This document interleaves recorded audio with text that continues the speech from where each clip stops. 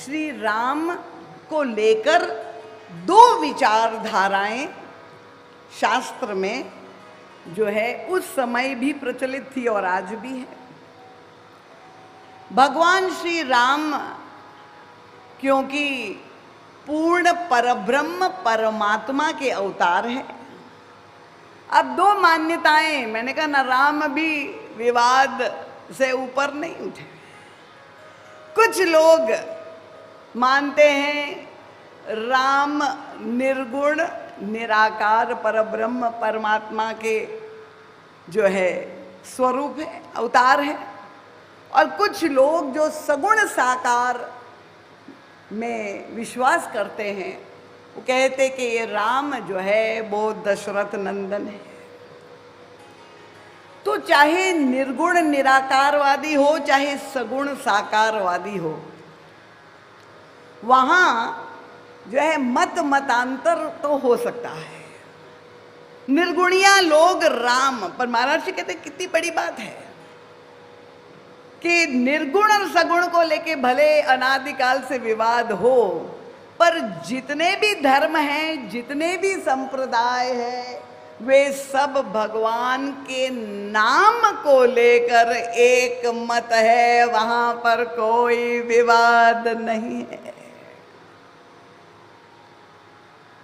तो निर्गुण के प्रसिद्ध जो है आचार्य जिसे कहे कबीरदास जी महाराज हो, वे भी भगवान श्री राम के नाम के उपासक थे।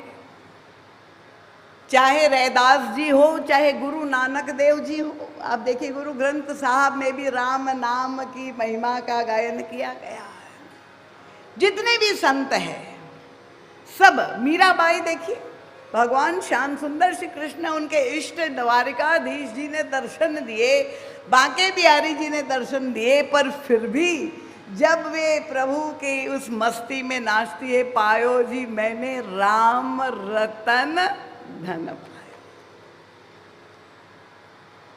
तो संतों में भी एक मत है, और जहाँ तक भगवान की बात है, अब परम पूज्य महाराज श्री ने तो जा करके देखा, क्योंकि गोस्वामी तुलसीदास जी, मैंने आपको कहा कि चिंतन इतना संतुलित है, उनका कोई आग्रह कहीं नहीं दिखाई देता है। वे स्वीकार करते हैं कि भक्ति मार्ग में प्रभु के 4 विग्रह को स्वीकृति दी गई है, नाम, रूप, लीला और धाम। और उन्होंने कहा ये चारों जो है वो ईश्वर के पूर्ण रूप है, और वे ये स्वतंत्रता देते हैं। अपने मानस में भी वे चारों का वर्णन करते हैं, और वो कहते हैं कि जिसको जैसी जिसकी बनावट, जिसके प्रति उसके हृदय में आकर्षण, व्यक्ति उस विग्रह का आश्रय लेकर अपने जीवन में धन्यता का बोध कर सकता है। अगर किसी की निष्ठा धाम में है तो वो धाम में के प्रति निष्ठावान होकर भजन कर सकता है, अपने जीवन में धन्यता का बोध कर सकता है। अगर किसी की रूप में निष्ठा है तो वो रूप की साधना कर सकता है।